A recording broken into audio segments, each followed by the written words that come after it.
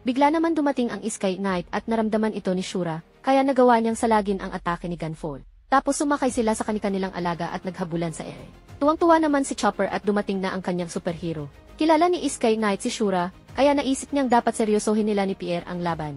Nagsabayan ng pag-atake ang dalawa at mukhang nakakalamang sa laban si Gunvolt. Umatake ang paring Bigotilyo at nagpakita ng malupitang galawan ang Sky Knight. Tumalan ito sa likuran ni Shura at tinaas ang kanyang kamay at ginamit ang ataking katulad ng ginagawa ng paring Bondat. Hindi nakaiwas si Shura at tumalsik ito at agaran silang sinapo ng kanilang mga alaga.